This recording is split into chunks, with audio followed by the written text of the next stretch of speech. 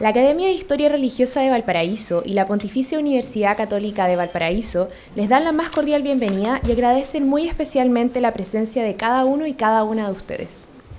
Damos inicio a la presentación del libro Academia de Historia Religiosa de Valparaíso en sus 20 años, publicado por Ediciones PUCB y cuya edición ha estado a cargo de María Inés Concha. En primer término, los invitamos a ver un video de nuestra universidad, institución que va en camino a su centenario.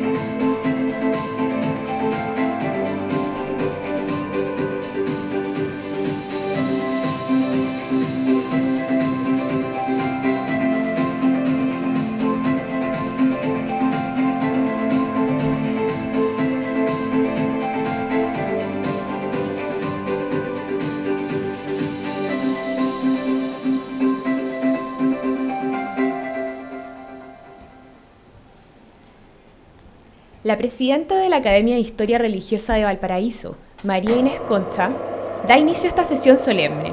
Les invitamos a ponerse de pie. En nombre de Dios se abre esta sesión extraordinaria de la Academia de Historia Religiosa de Valparaíso. Agradecemos a la presidenta de la Academia de Historia Religiosa de Valparaíso por sus palabras. A continuación, se dirigirá a los presentes el profesor emérito de nuestra universidad y académico fundador de la Academia de Historia Religiosa de Valparaíso, el profesor Carlos Salinas Araneda.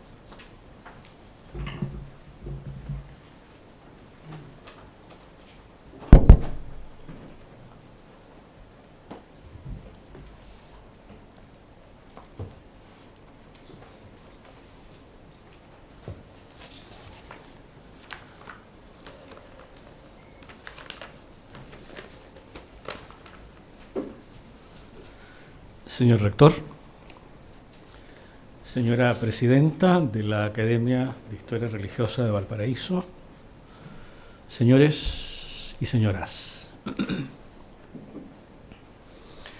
Hace 20 años, en este mismo espacio universitario, se dio inicio a una iniciativa que desde hacía un tiempo inquietaba a un pequeño grupo de miembros de esta comunidad universitaria. ¿Cuál era? Reflexionar sobre el pasado religioso de nuestra zona.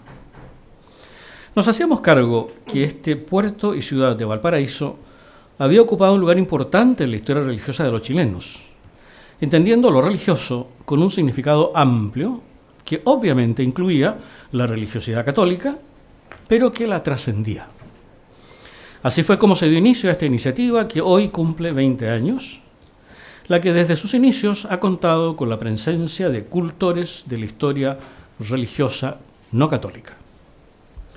Sus objetivos eran modestos, pero intelectualmente motivantes: como era reunirnos en torno a la historia religiosa para reflexionar sobre ella, pero no con el espíritu del anticuario que mira el pasado como una pieza de museo, sino para aprender de ese pasado para actuar en nuestro presente. Ya Cicerón decía que la historia es maestra de vida, eso es verdad. Pero también es verdad que es una maestra que tiene muy pocos alumnos. Así, desde sus inicios se fueron sucediendo las sesiones de trabajo en las que uno de sus integrantes o algunos invitados nacionales o extranjeros exponían y exponen un tema que enriquece nuestro conocimiento y motiva nuestra reflexión. Pero éramos conscientes, a su vez, de que el cultivo de esa historia era menester motivarlo, por lo que desde un principio la Academia se esforzó en organizar y llevar adelante simposios de historia religiosa, el primero de los cuales se realizó con ocasión de los 80 años de fundación de nuestra diócesis. En total han sido 7 los simposios nacionales que se han llevado adelante. La experiencia fue mostrando que el estudio de lo religioso no podía quedar encerrado en las estrechas fronteras de lo local, por lo que muy pronto se le dio un alcance nacional. Y puesto que hubo profesores de otros países que mostraron interés en esta iniciativa, empezando a participar presencialmente en ellas, se extendió la mirada a la historia religiosa continental. Ello ocurrió en el 7º Simposio Nacional, que fue al mismo tiempo el primer simposio latinoamericano, con la presencia de expositores de Argentina, Bolivia, Brasil y Perú. A ellos les siguió el 8º Simposio Nacional y el 2º Simposio Latinoamericano. Y confiamos en la divina providencia que la serie continúe en los años por venir.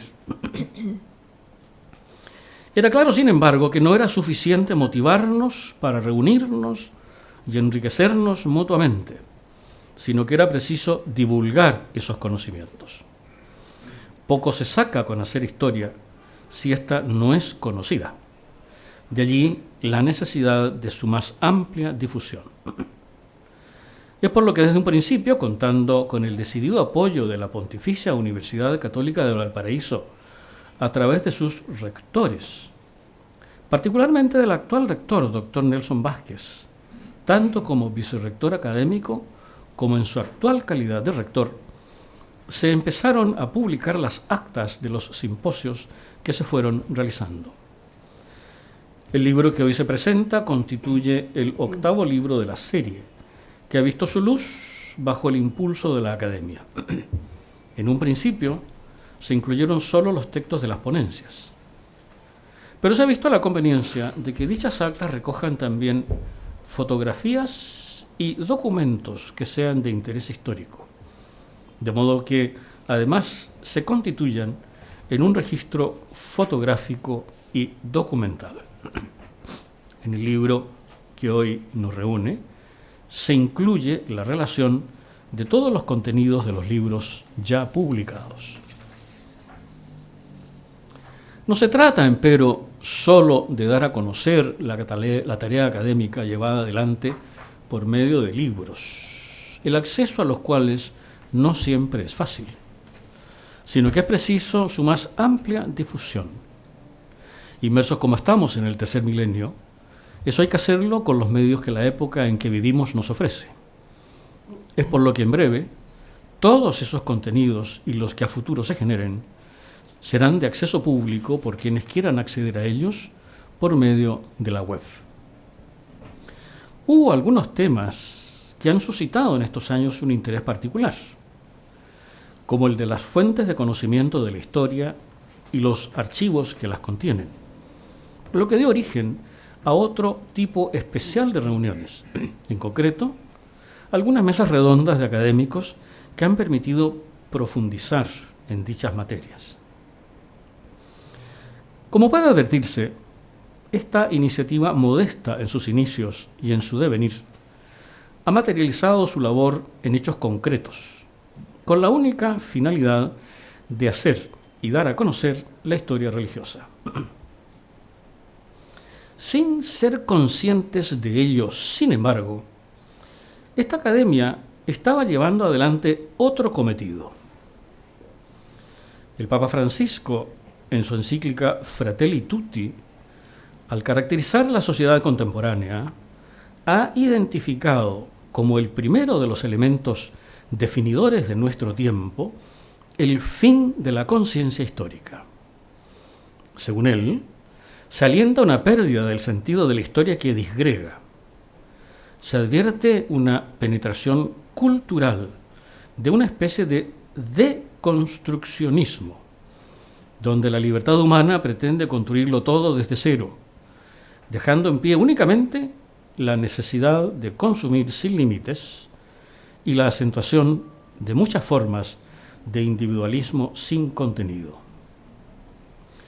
Las experiencias vividas en nuestra patria en los últimos años a propósito de la reforma constitucional son un eco dramático de estas palabras. A lo largo de estos 20 años, la Academia ha intentado mantener viva esta llama. ¿Y qué mejor lugar para que ello ocurra que al alero de una pontificia universidad? Muchas gracias.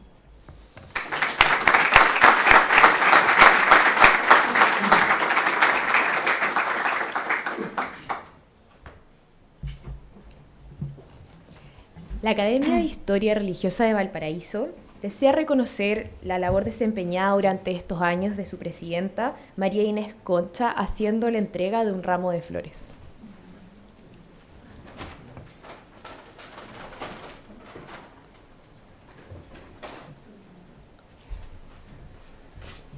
Inesperado.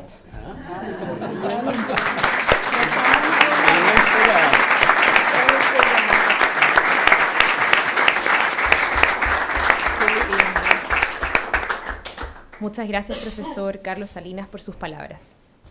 Para continuar con la ceremonia, se presentarán los artículos contenidos en el libro Academia de Historia Religiosa de Valparaíso en sus 20 años. En primer lugar, se dirigirá a los presentes la doctora Alexandrine Delatay, académica del Instituto de Historia de la Universidad de los Andes. Muchas gracias. Señor rector, señora presidenta de la sociedad, antes de comenzar, quiero expresar mi agradecimiento a la hermana Marinés, a mi lado, quien me ha invitado gentilmente a presentar este libro. Para mí es un gran honor estar en esta casa de estudios y espero acometer la tarea como se lo merece. La Academia de Historia Religiosa de Valparaíso, al celebrar 20 años de reflexión e investigación, contribuyendo, como ha sido siempre su propósito, al rescate y difusión de las historias y memorias religiosas de carácter local. En noviembre recién pasado, el Papa Francisco, en su carta sobre la renovación del estudio de la historia de la Iglesia, subrayaba la importancia de su estudio, especialmente para los seminaristas aspirantes al sacerdocio. Sin embargo, dicho documento plantea a nivel general, comillas, la necesidad de renovar nuestra sensibilidad histórica y la urgencia de salvaguardarla, en una época en la que se está extendiendo la tendencia a intentar prescindir de la memoria o construir una que se adecue a las necesidades de las ideologías dominantes. Fin de la cita. Por lo mismo, el Papa nos interpela en nuestro rol de historiadores, pues concibe nuestro trabajo como un antídoto contra la ignorancia y los prejuicios. El libro que nos complace presentar, si bien terminaba de editarse al mismo tiempo que se publicaba la carta citada, es un claro eco de la misma al abocarse al estudio de la historia religiosa y motivar a su cultivo. La obra se compone de 8 estudios monográficos que aunque abarcan diferentes temáticas, pueden sistematizarse en torno a algunos ejes comunes. 2 de ellos se refieren a congregaciones religiosas, 3 corresponden a semblanzas biográficas o vidas ejemplares, y también 3 están dedicados al propio puerto de Valparaíso, y aunque diferentes entre sí, estos últimos dan cuenta de aspectos patrimoniales. Yo no lo había visto así, a mí me había llegado documento adjunto. El libro constituye entonces un nutrido aporte a la historia religiosa a través de trabajos prolijos de investigación, selección e interpretación de fuentes y cuidada escritura. En primer lugar, me referiré a los artículos dedicados a congregaciones religiosas. El texto de Edgar da Silva Gómez, Historias y Memorias de Mujeres Migrantes, Órdenes Religiosas Femeninas en Brasil, 1840-1930, pone en valor las voces, muchas veces olvidadas, de las misioneras o religiosas que llegaron a Brasil durante el período en estudio, las cuales generalmente han pasado inadvertidas no solo para la historiografía general, sino que incluso para los estudios especializados sobre migraciones. Con erudición, luego de contextualizar la llegada de las órdenes religiosas masculinas y femeninas, el autor se detiene en estas últimas. A partir de un análisis acucioso de las congregaciones más representativas que llegan a Brasil durante el siglo XIX, explica cómo estas religiosas que las conformaban se diferenciaban de sus antecesoras de vida contemplativa al traspasar los muros conventuales para ejercer un rol concreto en la sociedad. Generalmente se trataba de obras dedicadas a la educación, la atención a los enfermos, la acogida y el cuidado de huérfanos, entre otros. Por lo mismo, a veces hubo incomprensión por parte de la población que vinculaba la vocación religiosa al retiro del mundo. El autor se pregunta por las causas de la llegada a Brasil de estas congregaciones, refiriéndose a la fuerza y al atractivo de una cultura francesa que buscaba expandirse durante la segunda mitad del siglo XIX. También señala como factor importante las persecuciones religiosas que los obligaron a partir. Lo mismo ocurriría a comienzos del siglo XX en Portugal, saliendo de allí muchas religiosas. Es sugerente la forma de abordar el tema de la educación brindada, señalándola como una puerta de salida a la vida laboral de las mujeres del Brasil de fines del siglo XIX, quienes pudieron acceder a puestos de trabajo que antes no les eran permitidos.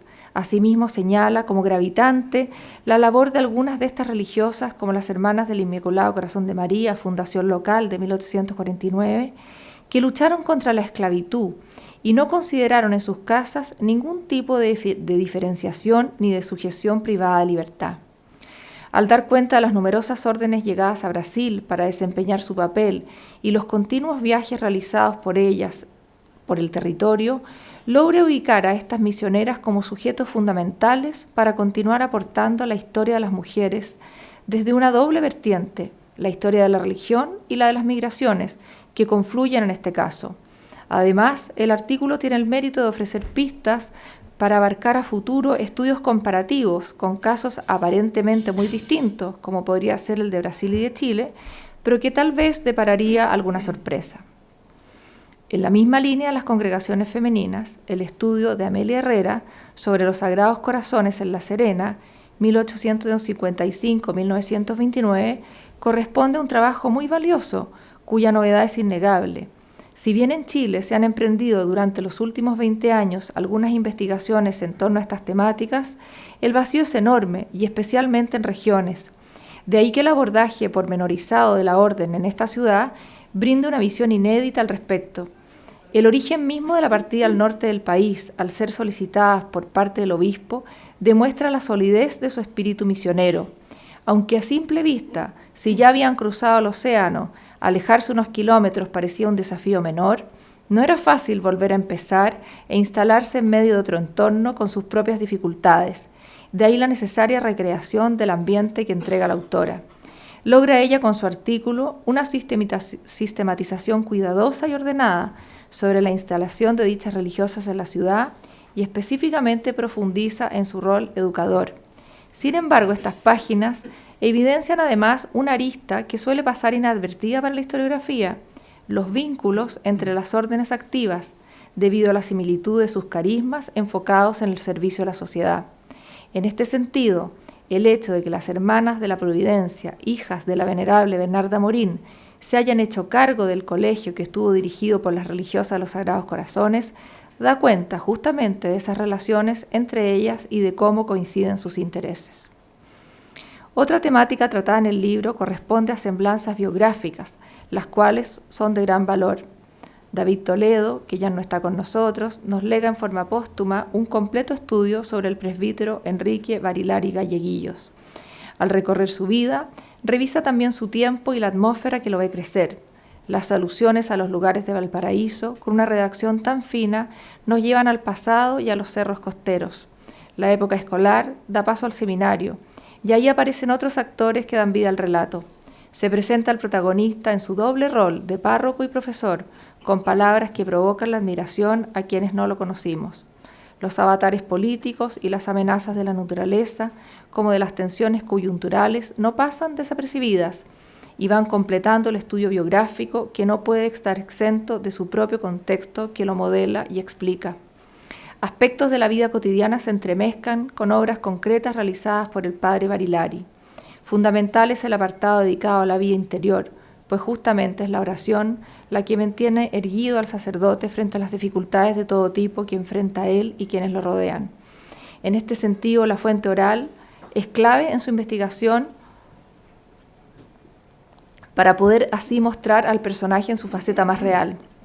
En definitiva, David Toledo, luego de un buen trabajo de recolección de registros históricos, propone la semblanza de un personaje del siglo XX que abre la mirada a la realidad de la Iglesia y del país a través de 45 años de sacerdocio y de una infancia tan común como la de muchas personas que han pasado inadvertidas, pero que no es el caso de este hombre entregado a Dios y a su país en el más amplio de los sentidos.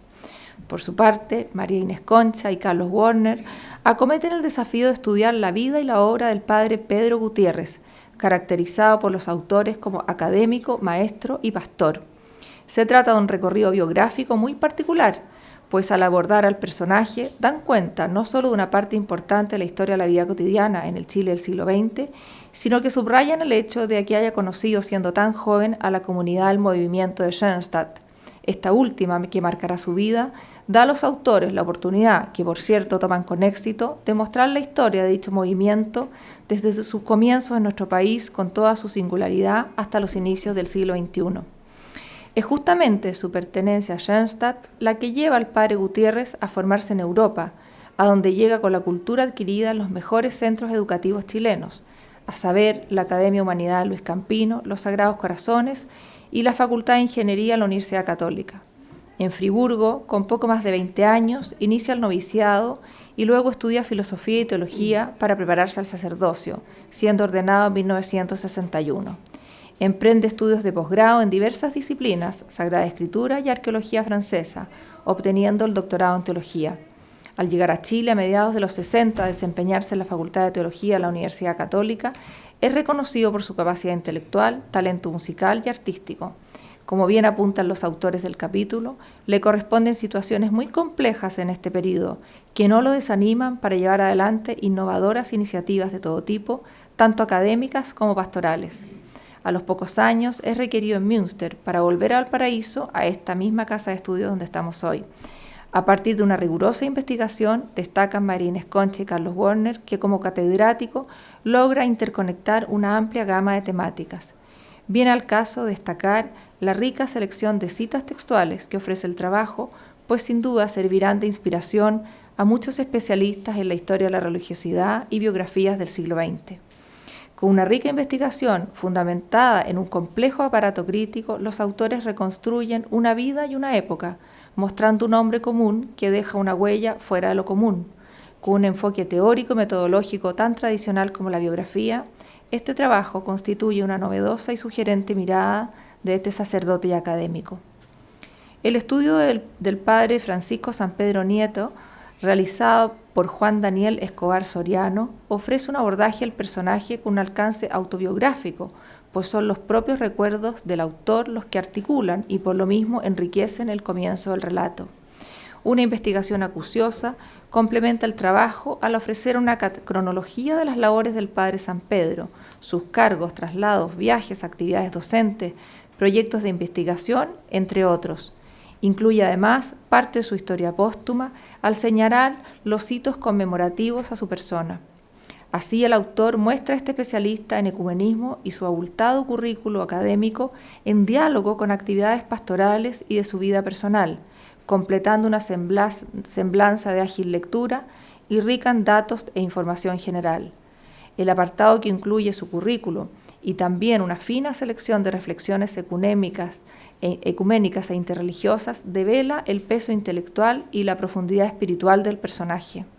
Asimismo, el elenco de sus publicaciones contribuye a aquilatar estos aspectos, abriendo al lector la posibilidad de conocer su herencia desde una perspectiva global.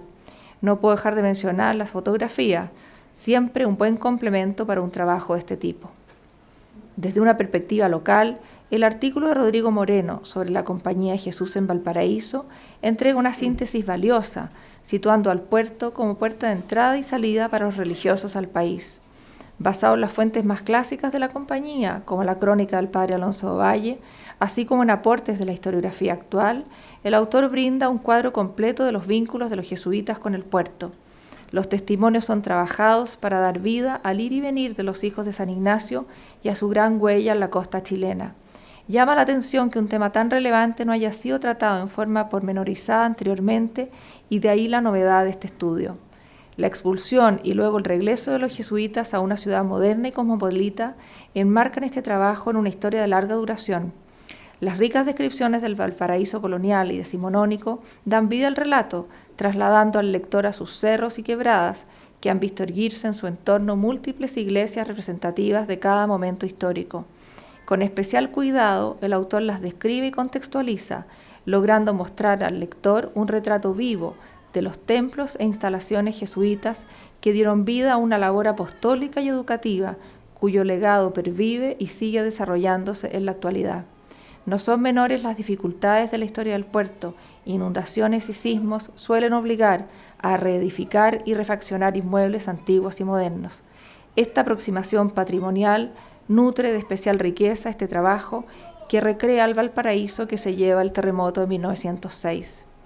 Siguiendo con este prisma patrimonial, el trabajo de Fernando Vergara Benítez, algunas prácticas, creencias y religiosidad en Valparaíso, descritas en 3 crónicas británicas del siglo XIX, nos sitúa en la ciudad cosmopolita que se ha modelado de acuerdo a la modernidad y a la visión foránea debido al dinamismo demográfico de ese momento, según palabras del autor.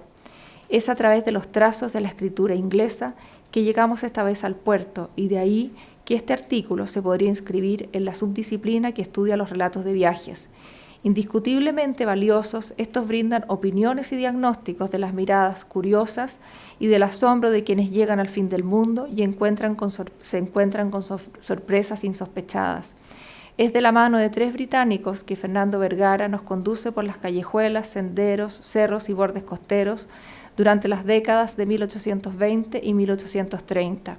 La mirada de la religiosidad es la que interesa para este trabajo y la riqueza que entrega es innegable. Desde los cementerios hasta las fiestas, el autor selecciona aquellos pasajes que le parecen más sustantivos. Acertada es su opción metodológica de reproducir textos que hoy día podrían considerarse extensos, pues en este caso, aquellas líneas reproducen una época y permean también una mentalidad que nos traslada para conocer o reconocer una elocuente toponimia religiosa que corre el riesgo de caer en el olvido. Por último, El Cerro Alegre, cuna de 3 religiones, de Juan Daniel Escobar Soriano, nos sitúa también en el Valparaíso decimonónico y en clave religiosa. La descripción del entorno espiritual se logra para comprender cómo y por qué confluyen en el puerto diferentes credos cristianos. El rol de la Iglesia Católica, la llegada de los extranjeros con sus propios cultos, el riesgo que suponen para la jerarquía, las medidas que se toman al respecto y la situación de los disidentes son aspectos muy bien tratados para comprender el problema. La pertinencia de las fuentes y bibliografía dan solidez al trabajo, que en pocas páginas tiene el mérito también de llevarnos a diferentes puntos del Cerro Alegre, indiscutible enclave de la ciudad con un enorme valor patrimonial. El templo anglicano, la parroquia San Luis Gonzaga y la iglesia evangélica luterana, debidamente descritos e historiados con su fuerte carga simbólica, se tornan en auspiciosos móviles para abordar y transmitir las vicisitudes de la existencia de diferentes religiones en un paisaje tan particular. Por último, solo me resta felicitar a los autores de esta obra colectiva, porque sus trabajos no solo tienden lazos entre el pasado y el presente, sino que demuestran una investigación seria y perseverante que cobra vida en estas páginas, como también un amor por nuestro oficio que nos anima a todos a seguir adelante en esta búsqueda sin fin de la verdad. Es a través de las fuentes que podemos comprender a los hombres de hoy y de ayer en este caso, en una de las dimensiones más profundas y propias del ser humano, la religiosidad. Muchas gracias.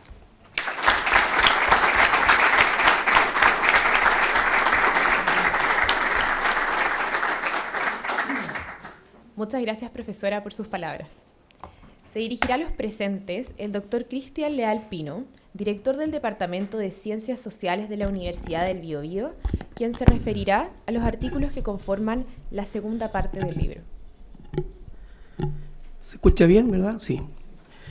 Bueno, buenos días a todos y a todas en esta mañana, porque en realidad creo que lo que voy a hacer ahora y lo que ha hecho Alessandrín también es una apretada síntesis de los trabajos que han hecho, ¿verdad?, los investigadores, fundamentalmente de la academia.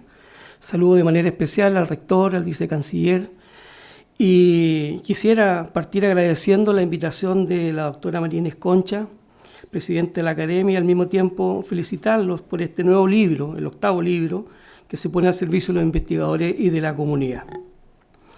Agradezco la oportunidad de haber leído los interesantes escritos que han elaborado los investigadores a partir de la consulta de documentación existente en archivos privados y públicos, como también de la bibliografía clásica y reciente, lo cual ha permitido identificar problemáticas y situar el análisis.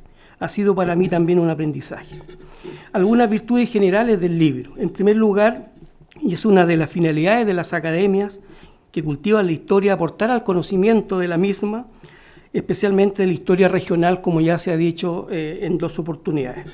No solo desde el punto de vista de las temáticas y de la escala de observación, finalidad que desde los años 70 del siglo XX persiguió la microhistoria, sino que también de una relectura de las fuentes y la aplicación de diversas metodologías. El libro que presento, o parte del libro que presento, mira desde las realidades puntuales grandes temas, como por ejemplo la relación Iglesia-Estado, el aterrizaje del Concilio Vaticano II, las órdenes religiosas, el clero secular, la espiritualidad, más allá del mundo católico, entre otros. En este sentido, el análisis de fuentes primarias y secundarias dan el soporte al análisis, que en muchos casos viene a ratificar o agregar nuevos antecedentes a problemáticas que llevan décadas de análisis. El trabajo en archivo es destacable y notorio.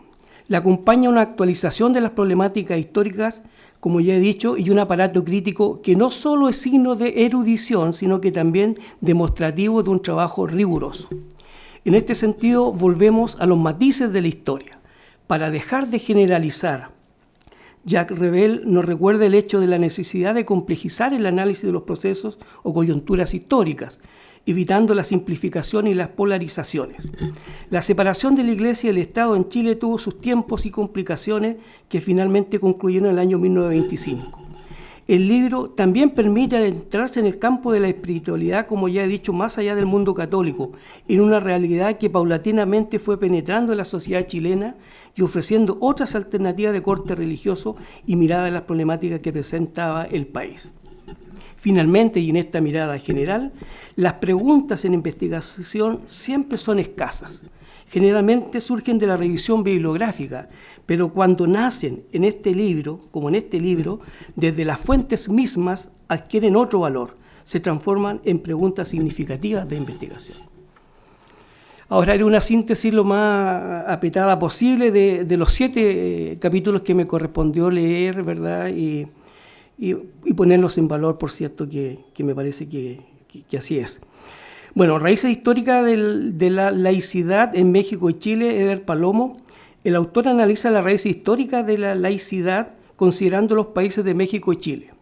Este largo proceso, dice el autor, comillas, fue cimiento para la construcción del marco jurídico de las incipientes naciones, cierre de comillas. Deja en claro las, comillas, grandes diferencias en la manera de abordar el proceso de laicización, donde los niveles de violencia fueron diferentes, dependiendo de las variables geográficas del desarrollo político, económico y cultural de los países. La metodología corresponde a una de tipo comparativo a partir de un fenómeno común. Establece en su primera parte la diferencia entre laicismo, laicidad, entre secularización y secularismo, y la idea de comprender en positivo un largo proceso de relación entre el Estado y la Iglesia.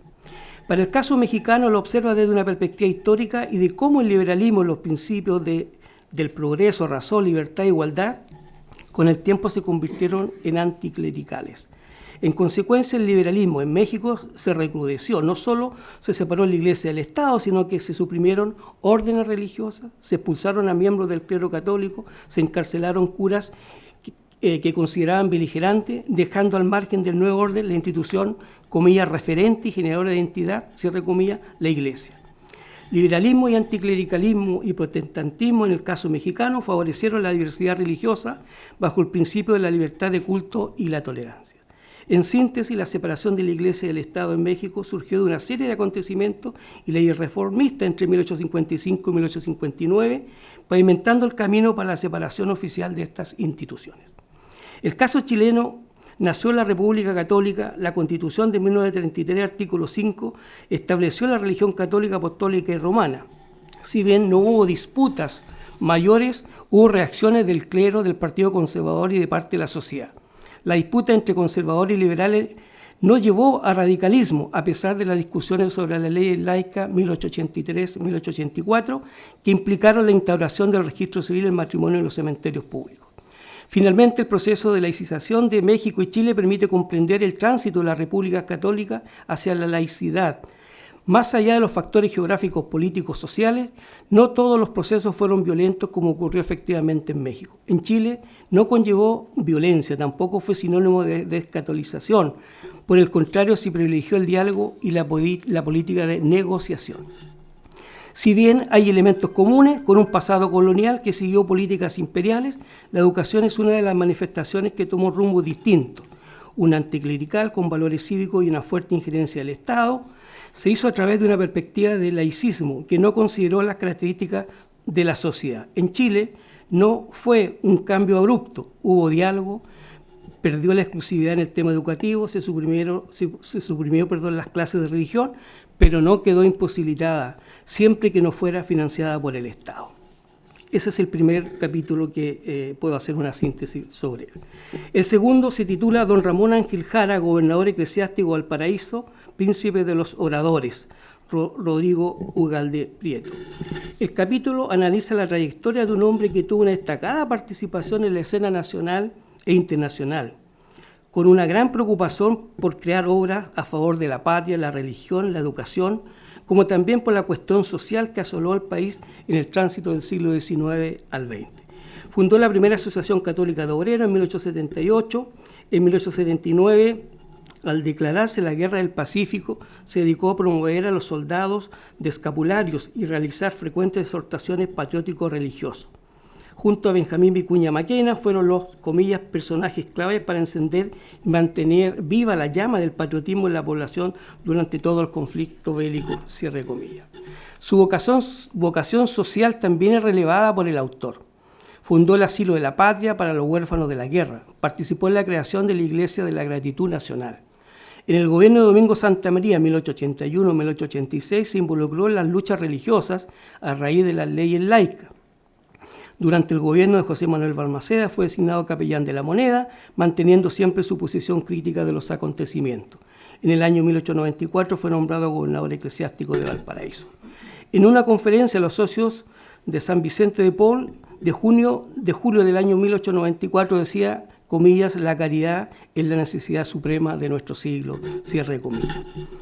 En la inauguración de fundaciones, de organizaciones laborales y en la construcción de poblaciones manifestó su pensamiento, donde las ideas del Herrero Novaron tuvieron importante valor. Su accionar no se redujo a su trabajo en favor de los habitantes de Valparaíso, donde además de las obras antes señaladas fundó la Archicofradía de Madres Cristianas. Transformó su casa en centro de reunión de la juventud porteña, desempeñándose como capellán y profesor de religión de la Escuela Naval. Colaboró activamente en el diario La Unión de Valparaíso y fomentó las conferencias en San Vicente de Paul, cuyos miembros visitaban en sus casas a los menesterosos, viudas, huérfanos, para darle atención. El tercer capítulo, el obispo Pedro Felipe de Azúa de Iturgoyen, noticias sobre su vida en el archivo Cortés Azúa. René Cortines es su autor. El capítulo releva la importancia del obispo, quien, si bien ha sido conocido en el marco del último siglo colonial, bajo la dinastía de los Borbones, el autor nos entrega información valiosa sobre múltiples temas a partir del archivo de la familia Cortés Azúa, lo que constituye en sí un gran valor. Aborda una serie de temas muy interesantes, por cierto, tales como la relación del obispo con el gobierno civil en Chile, la realización del Sínodo de Concepción, los desafíos de la construcción de la Catedral de Concepción, la realidad pastoral de Chiloé, las redes familiares con el poder y la monarquía borbónica en estas tierras del sur. Todos estos puntos desarrollados con un aparato crítico erudito que clarifican y aportan sustantivamente a la comprensión del escrito. Entre los elementos que destacan en el gobierno de Azúa está su labor jurídica y práctica en defensa del indio. Sin embargo, lo más notable de su ministerio pastoral fue el sínodo diocesano que celebró en el año 1744. En él se recogen todo su programa pastoral. Finalmente concluye el autor diciendo que la labor de Azúa al frente de la diócesis de Concepción, pese al corto tiempo de que dispuso, fue extraordinariamente importante y provechosa. En 1 año y medio aproximadamente realizó aquello que retrata un obispo modelo. Visitó la diócesis informándose del estado y la necesidad de los fieles y tomando medidas oportunas de promoción y de corrección. Según los casos, convocó el sínodo, cuidó diligentemente su celebración y luchó con denuedo para que sus disposiciones fueran práctica eficaz y completó el ordenamiento canónico de su cabildo catedralicio con las constituciones capitulares. El capítulo adquiere particular importancia al entregar el detalle de la información existente en el archivo de la familia Azúa, de gran utilidad para los historiadores. El total aproximado de los documentos conservados alcanza 122, con un total de 400 folios. Se detiene el autor en la relación entre el obispo y Manso de Velasco, la cual no habría sido tan cordial a raíz de algunas apreciaciones sobre el gobernador Manuel de Salamanca. Sin embargo, el autor señala, según la documentación, que Manso de Velasco, comillas, no solo manifiesta ninguna crítica o queja por la conducta de Azúa, sino todo lo contrario, manifiesta cercanía y preocupación personal por los asuntos que preocupaban al obispo, cierre de comillas. Junto con presentar la documentación, el autor se permite establecer algunos contrapuntos respecto a lo señalado por algunos historiadores o historiadoras sobre la relación de la élite santiaguina y la corona española en el siglo XVIII, donde las familias más que la capacidad para instituir mayorazgo y adquirir títulos de Castilla, comillas, solo encontramos, dice el autor, a estas familias en los cargos municipales locales. Finalmente se detiene en el gobierno de la diócesis de Santa Fe, Bogotá, Colombia, con descripción de los documentos, en los retratos del obispo, la huella de la familia del obispo Azúa y Iturbide en la actual diócesis de Valparaíso. En las conclusiones, junto con señalar que este trabajo no ha profundizado en el análisis, sí contribuye a completar el perfil biográfico del obispo Azúa y a orientar el trabajo del historiador. Muy interesantes son las preguntas que deja el autor para los investigadores, preguntas que no son fáciles de encontrar y que en este capítulo el autor, por su experiencia en archivo, puede entregar.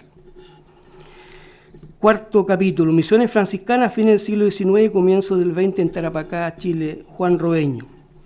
El capítulo analiza la presencia de los misioneros franciscanos en la zona norte del país, región de Tarapacá, una acción un tanto olvidada por la historiografía, no así la zona centro-sur, que ha sido centro de gran interés. De ahí entonces el aporte y el trabajo de Juan Robeño, un investigador que conoce muy bien la presencia franciscana en sus diversas etapas. En esta ocasión, en la zona norte, se detiene la presencia de los misioneros seráficos en el marco, o más bien dicho, clima de chilenización, que realiza el Estado de Chile en los años siguientes a la Guerra del Pacífico, en medio de un ambiente anticlerical y antirreligioso que se manifiesta en las ciudades de Arica e Iquique. Todo ello una vez creado el Vicariato Apostólico de Tarapacá en 1882 y nombrados los vicarios apostólicos, los que se esforzaron en buscar ayuda para seguir evangelizando. El capítulo, junto con señalar la presencia de las órdenes religiosas, especialmente los franciscanos en los siglos coloniales, especialmente de los franciscanos, varios proyectos evangelizadores, destaca un hecho notable, como fue descubrir la misión del pastor del obispo vicario de Tarapacá, Guillermo Carter Gallo, al invitar a misioneros franciscanos de los colegios San Genaro de Arequipa y Nuestra Señora de los Ángeles de los Descalzos de Lima para predicar misiones en ciudades donde se encontraban dos culturas. Monseñor Guillermo Carter escribió sendas cartas al comisario del Colegio de Misiones de los Franciscanos Descalzos de Lima y del Colegio de Misiones de la Recoleta de Arequipa, Perú, que eran de procedencia española, solicitando misiones e hijos del Colegio Ocopa. Fue prudente la solicitud del obispo Carter a invitar misioneros españoles para enfrentar una situación tan delicada de las almas encomendadas. Además, eran misioneros que conocían la idiosincrasia del pueblo peruano y que habían misionado en diversos ambientes rurales y urbanos.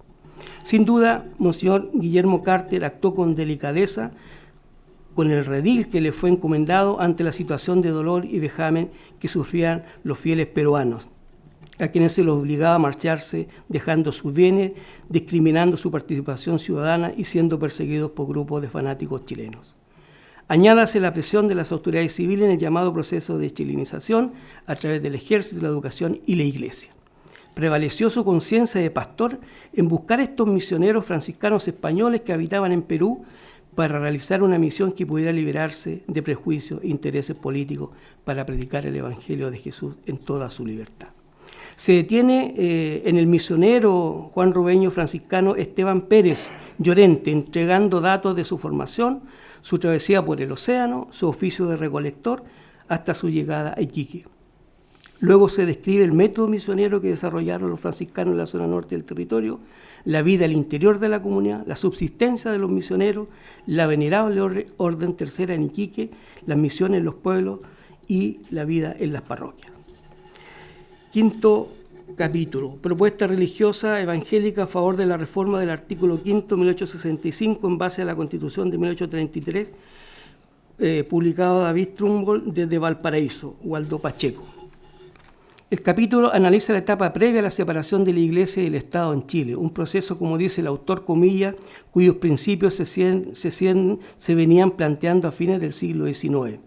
Cierre comillas. El análisis se hace a partir de la Congregación Iglesia Unida, confesión religiosa no católica presente del año 1845, y el tratamiento legislativo en el Congreso en función de una reforma a la Constitución de 1833, una reinterpretación del artículo 5 de dicha carta. Concretamente, el capítulo se centra en las ideas propuestas en forma pública a la nación, incluidas en 6 discursos del reverendo David Trumbull, publicada en la prensa a favor de la libertad religiosa en Valparaíso. Dentro de los temas que se tratan, ¿verdad?, la libertad del culto, la intolerancia, el herético comburendo, un jugador de palabras, las mayorías, son artículos que obviamente hablan de la tolerancia religiosa y fundamentalmente termina diciendo el autor, concluyendo que Valparaíso, comillas, y su religiosidad extranjera fueron claves para que las conciencias empezaran a manifestarse desde lo religioso político por un culto libre a futuro, lo cual finalmente fue parte del proceso de secularización de la sociedad chilena. Capítulo 6. La Iglesia en Chile según el primer nuncio apostólico Sebastiano Nicotra 1817-1818 de Carlos Salinas Araneda. El estudio del doctor Carlos Salinas constituye un nuevo aporte de muchos que ha realizado a conocer de mejor forma la relación Iglesia-Estado, en este caso hacia fines del regalismo, teniendo como fuente principal un informe del primer nuncio apostólico Sebastiano Nicotra, 1817-1818, nombrado por Benedicto XV, unido a otros documentos de la época que le permiten al autor triangular las fuentes y reflexionar a partir de un conocimiento situado desde los archivos, adentrándose no solo en la relación Iglesia-Estado, sino que también en la realidad de la Iglesia Católica en Chile, en la antesala de la separación de dichas instituciones en el año 1925. Su análisis permite visualizar los momentos complejos que vivía la Iglesia y el Estado, que ya había sentido Enrico Sibila, que se había desempeñado como internuncio entre 1908 y 1914.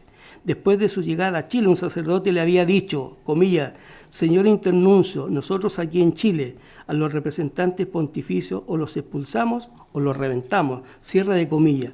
En los años 1917-1918, dicho espíritu se mantenía. Había desconfianzas. El nuncio, entendiendo la situación de fondo al punto de proponer en su partida la separación de la Iglesia y del Estado, dejando en evidencia que era el camino que muchos veían en aquel momento. Le correspondió al nuncio Sebastiano Nicotra asumir los sinsabores del nombramiento de Crescente Razzuri como arzobispo de Santiago al haber fallecido el 9 de junio de 1918 el prelado que ocupaba la sede arzobispal, Juan Ignacio González Izaguirre. El nombramiento de Errázuriz era deseado por el gobierno de Chile, pero la Santa Sede lo resistió hasta el final y solo lo aceptó, a pesar de los 80 años del candidato oficial, cuando el gobierno chileno amenazó con la ruptura de relaciones de no aceptar la Santa Sede al candidato propuesto por él. En su informe a Roma, el nuncio dejaba consignado que el nuevo arzobispo dejaba algo que desear, entre comillas, por su edad, comillas, viejo de 80 años, comillas, cierre comillas, que había sido aceptado por Roma para evitar la ruptura de relaciones con el gobierno.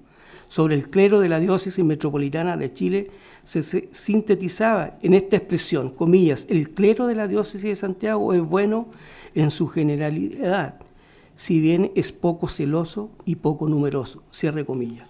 En síntesis, el capítulo, junto con entregar información biográfica del nuncio, contextualiza la época y sitúa el momento de la Iglesia chilena en cuanto a sus condiciones humanas, materiales y espirituales, deteniéndose en elementos clave de la presencia de la Iglesia, intentando mirar desde el interior de la misma. Sin embargo, hacia el final del capítulo, Carlos Salinas hace una síntesis en 10 puntos, donde deja en claro, a partir de la presencia del nuncio y su informe, una realidad compleja, de carencias en diversos aspectos, de lo complejo que eran las relaciones con el poder político y eclesiástico. Esta frase, si no hay entendimiento con el nuncio, le quedaba su expulsión, que si bien no ocurrió con el nuncio, ya que solo estuvo 20 meses, la frase es clave para entender lo complejo de una relación y que la separación de la Iglesia y el Estado era cuestión de tiempo. El último capítulo nota sobre las actividades del cardenal Rossi 1964-1970 y la recepción del Vaticano II en Sao Paulo, de Ney de Souza. Hace ya un par de décadas que se ha planteado la necesidad de conocer y evaluar el impacto del Concilio Vaticano II en las diócesis, una tarea que está lejos de concluir. De ahí la importancia del trabajo de Ney de Souza. Estos estudios abren el debate sobre la necesidad de un concilio o hacer carne el Concilio Vaticano II. Argumentos encontraremos para ambas posturas. Este primer momento del aterrizaje del concilio lo analiza en la persona del obispo de Sao Paulo, Rossi. Era una época de dictadura que agregaba un ingrediente particular como desafío, sin dejar de lado las implicancias teológicas y sociales que ello ameritaban. Siendo el obispo un hombre conservador, se abrió a los cambios que proponía el concilio en materia teológica, pastoral y social. Como ha ocurrido en otros trabajos sobre la materia, recuerdo un chileno de una diócesis eminentemente rural como la de Chillán, el obispo Eladio Vicuña Aranguis, quien fue también catalogado de conservador. Sin embargo, se abrió a los cambios que se necesitaban, acuñando la frase, comillas, reforma legítima sí, reforma arbitraria no. Permitió, entre otras cosas, la formación del clero en materias conciliares, se abrió a la formación de diáconos, a la instalación de sínodos para el aterrizaje del concilio. De igual forma, se diría que el aterrizaje fue lento, ya que se trataba de un cambio de mentalidad. El capítulo de Ney de Souza es de gran interés, toda vez que pensamos en evaluar el impacto del Concilio Vaticano II. Para cerrar y ya ir concluyendo, María Inés, en el tiempo que nos has asignado, espero no haberme pasado mucho, el libro, para cerrar digo, y cada uno de sus capítulos nos ofrecen nuevas aristas y reflexiones sobre la historia nacional y de América Latina, especialmente la relación entre el Estado y la Iglesia, como de la propia Iglesia Católica en cuanto a su realidad espiritual y material, sobre la disputa interna, realidades del clero secular, regular, de la formación de los religiosos.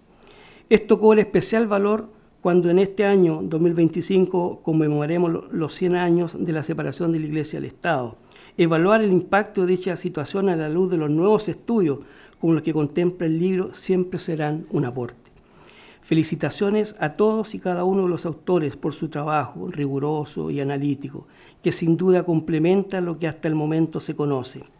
Este nuevo libro que emana al alero de la Academia de Estudios Religiosos de Valparaíso, que dirige la doctora María Inés Concha, constituye una evidencia más de lo fructífero que han sido estos 20 años de existencia.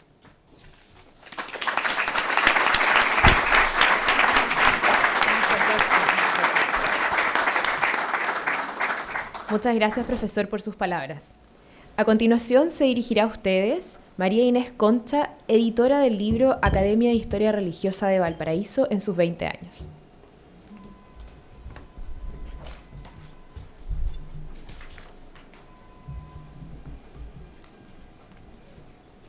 señor vicegran canciller, señor rector, señoras y señores.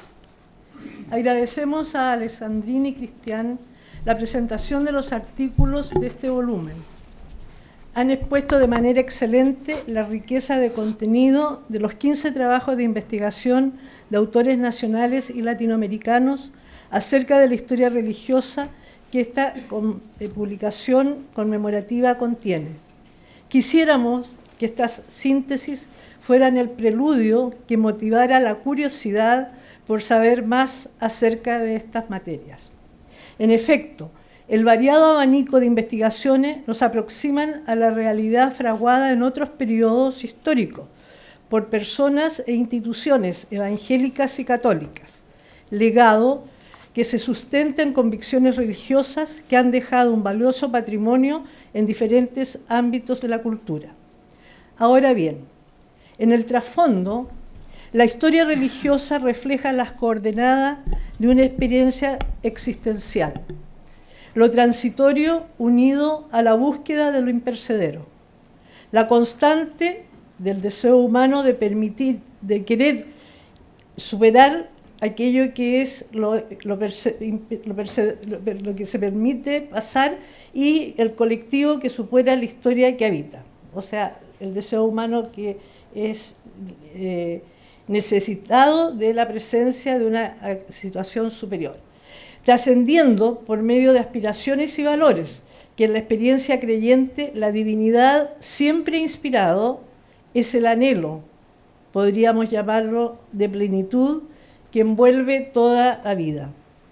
Asimismo, la historia religiosa permite conectarnos con realidades del pasado, que proporcionan a la memoria histórica, en este ámbito tan vital, un aporte sugerente, un sustrato para la reflexión y el diálogo frente a situaciones actuales. De igual forma, observamos cómo el estudio histórico de la dimensión religiosa rescata respuestas que han dado sentido a lo pasajero. Así, la historia se constituye en un espacio propicio para acoger la epifanía de Dios, es decir, la manifestación de su misterio de amor. Espacio y tiempo propicio en una sociedad a la vez necesitada de Dios, pero también tan distraída a su presencia.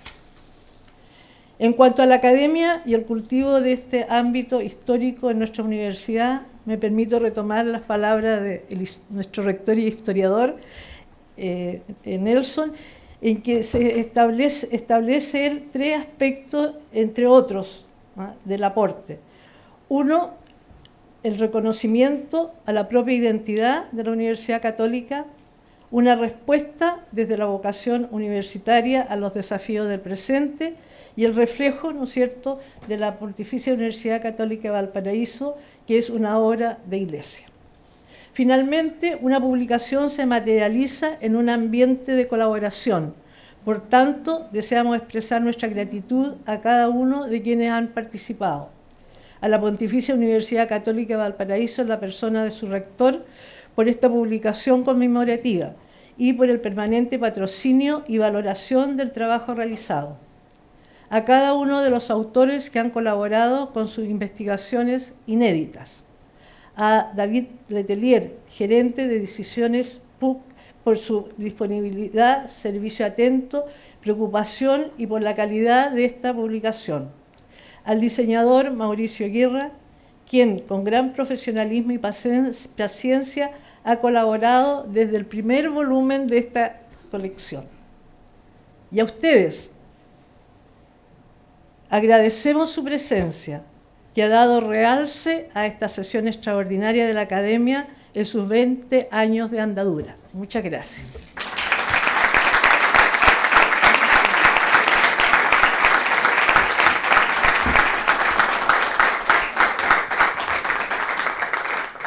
Muchas gracias por sus palabras. La vamos a invitar a permanecer adelante para consignar la realización de esta sesión extraordinaria pública de la Academia de Historia Religiosa de Valparaíso. Además, invitamos al vicegran canciller de nuestra universidad, Fray Cristian Eitzin Molina, y al rector, señor Nelson Vázquez Lara, a firmar el libro de actas.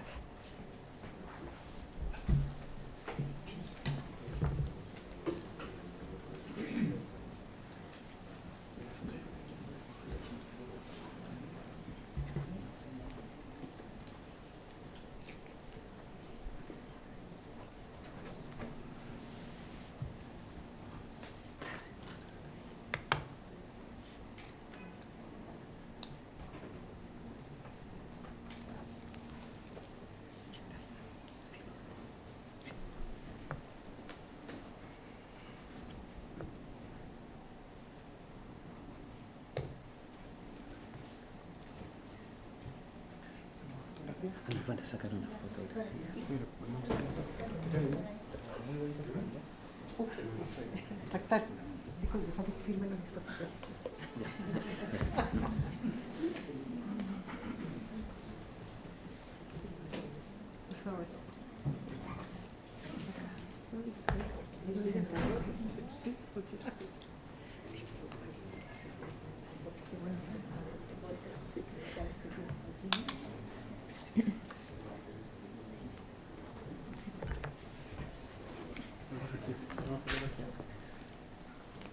Perdón, solo un tres.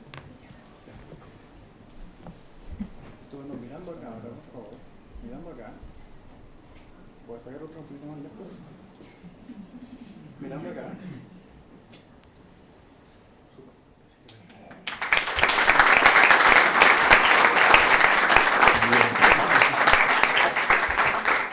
Muchas gracias, Vicegran Canciller y Rector.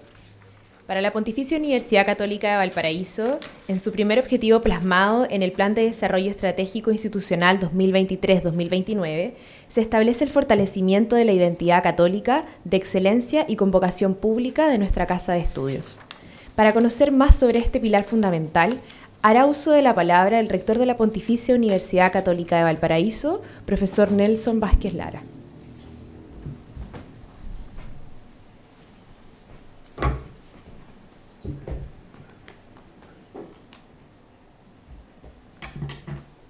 Buenas tardes a todas, a todos.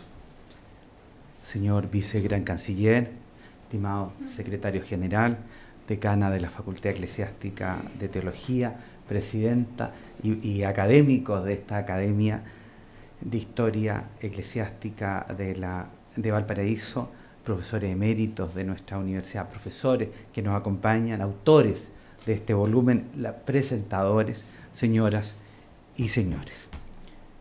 Para la universidad siempre es muy importante participar, organizar actividades de este tipo, que es muy relevante no solamente por el sello de la institución, por su identidad. Cuando preparaba estas pequeñas palabras, me hice una primera pregunta. ¿Qué explica o cómo se explica la permanencia de la Iglesia por más de 2000 años? Primero, el Espíritu Santo.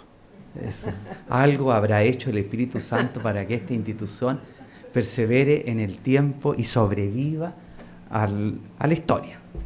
Segundo, el magisterio eclesiástico, por supuesto. Cada papa, cada pontífice va poniendo su sello, va leyendo su tiempo y va generando la identidad y el sentido a cada tiempo. El derecho canónico, no nos olvidemos, como una institución que está diseminada por todo el planeta, por varios continentes, por muchos países, es capaz de mantener la unidad. No hay otra institución en el mundo hoy día que pueda mantener una unidad en el pensamiento de base, y probablemente la Iglesia Católica lo logra no solamente por su magisterio, sino por el derecho canónico. Le da sentido y unidad a esta institución que está en varios continentes. Y también la historia. La historia le da sentido y explicación a esa continuidad. Y no por poco o por nada, uno de los primeros documentos de debate y discusión del Concilio Vaticano II fue la Constitución Apostólica Dogmática Dei Verbum. ¿Cuál es la pregunta de fondo que se hicieron los padres conciliares en ese momento? ¿Cómo se revela a Dios a los hombres a través de la historia? Esa es la pregunta. ¿Por qué? Porque la Iglesia Católica y además nuestra fe es una religión afincada en la historia. La persona de Jesús no es una entelequia, no es un principio, no es un texto, no, es la encarnación del Dios. Entonces, es una de las religiones monoteísta, completamente histórica, no solamente en la constitución de base, sino que además en cómo se ha ido construyendo en el tiempo. Entonces, Iglesia Católica está intrínsecamente unida a la historia que le da sentido en el tiempo. Ocurre además esta presentación en un minuto significativo para nuestro Obispado de Valparaíso. Este año, el 8 de diciembre, nuestro obispo inició las actividades de celebración del centenario. El año 25 se cumple no solo la separación Iglesia y Estado a través de la Constitución del 25, sino que eso permitió inmediatamente la constitución de varios obispados en Chile, incluido nuestro Obispado de Valparaíso.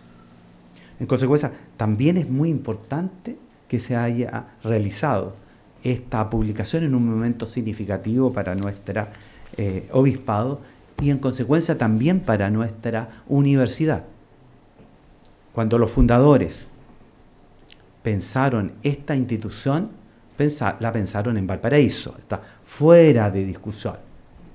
Pero cuando se constituyó el año 24 el acto notarial que da inicio a esta institución, que se materializa el año 28, lo hacen ligado a la Universidad Católica que existía en Santiago.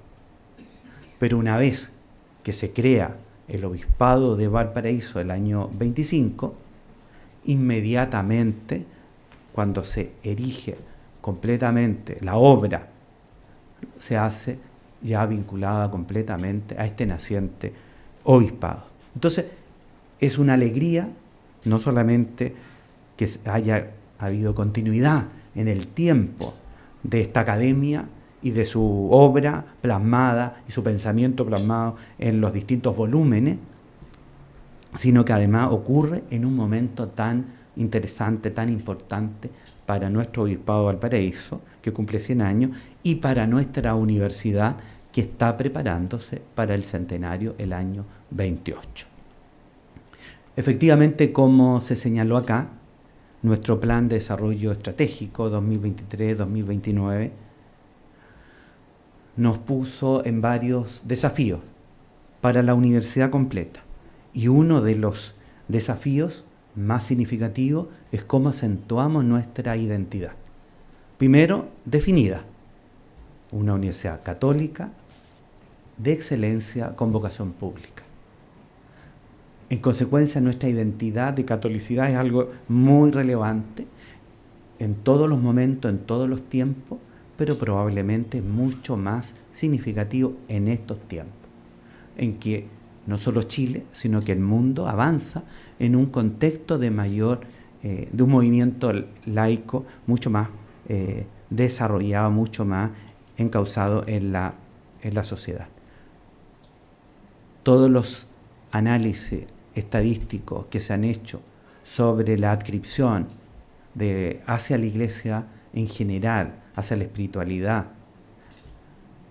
hacia la catolicidad, es un tema que está en discusión. Y por lo tanto, desde la Iglesia, desde el clero y también desde el mundo laico católico, hay un desafío muy significativo en la actualidad y para los próximos años. Entonces, esta universidad que nace, crece y desarrolla al alero de la Iglesia, es parte de la Iglesia, no cabe la menor duda que su plan estratégico debe comprometerse con fortalecer ese aspecto de identidad tan significativo. Y en consecuencia, este tipo de actividades, el trabajo realizado por la academia, por los investigadores que han estado trabajando en esto, claramente es un aporte para ir entendiendo el rol en la historia de nuestra Iglesia católica y nos contribuye fuertemente también a tener sentido e identidad como universidad. En estos tiempos en que se ha puesto en discusión muchas veces el rol de la Iglesia en la sociedad, al servicio de la sociedad, creemos que escritos de este tipo, obras de este tipo nos ayudan a contextualizar fuertemente ese trabajo en el tiempo.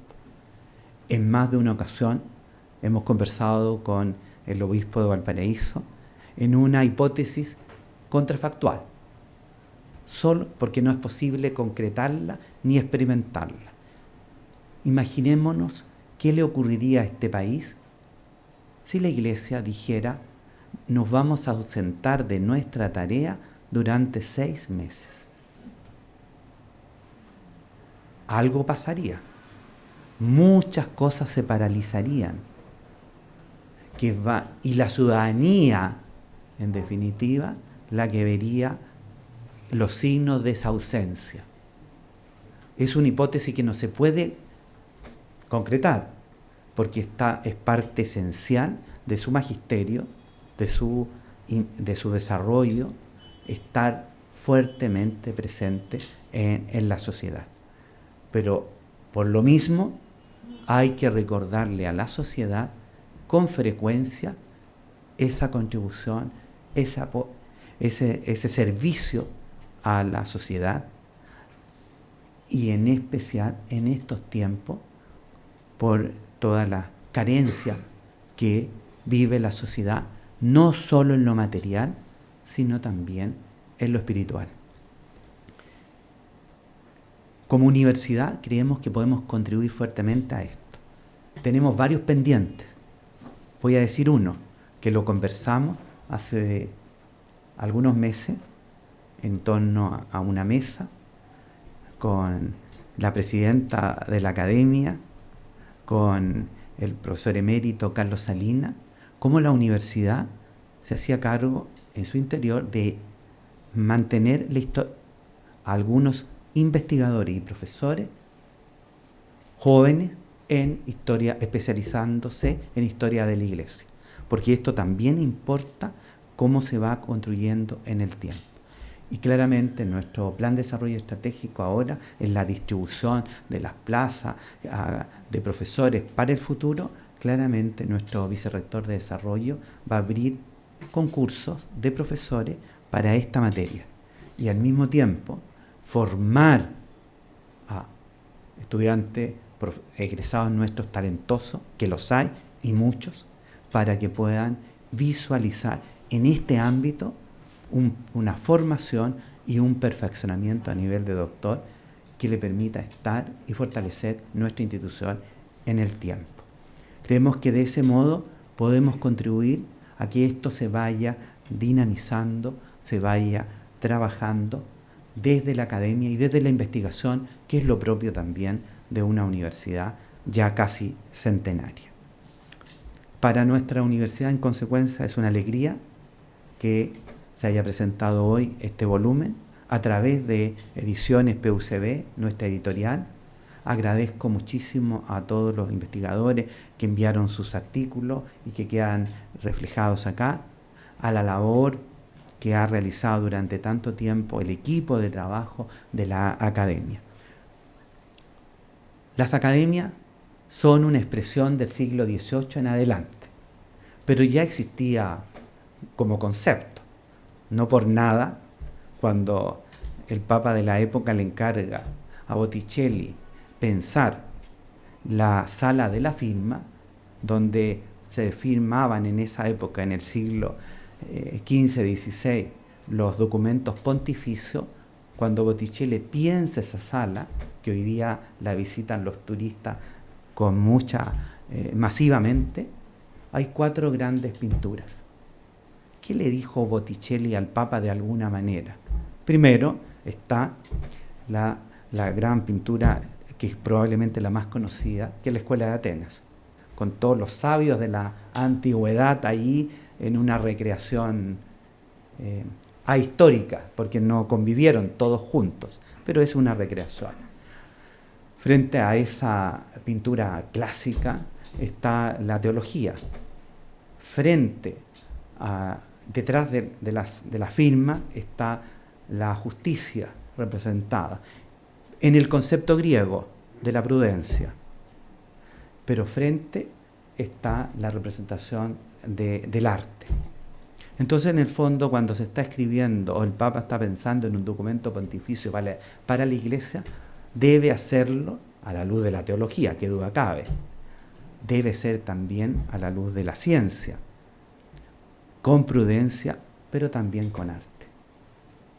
En consecuencia, que la academia, luego desde el siglo XVIII, cuando se instala como el espacio natural para la reflexión, para el debate, la discusión, en una época de libre pensamiento, claramente nos está diciendo que este es un espacio también muy propicio para pensar con largo plazo.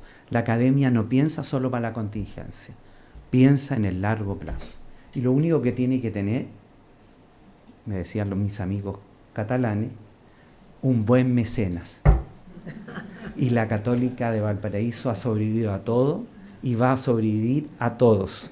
En consecuencia, es un muy buen mecenas para que esta academia siga prosperando y dándonos grandes alegrías como ahora. Muchas gracias.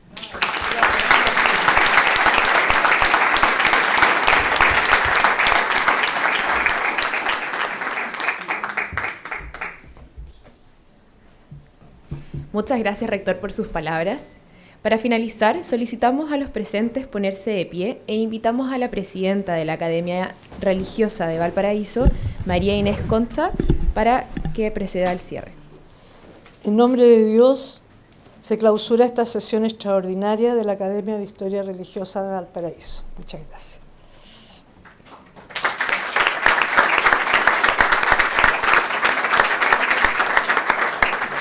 De esta forma damos por finalizada la sesión. Invitamos a los presentes a un brindis que se ofrecerá a la salida de esta sala. Asimismo podrán retirar un ejemplar del libro en el stand de ediciones PUCB. Por su distinguida presencia y participación, muchas gracias.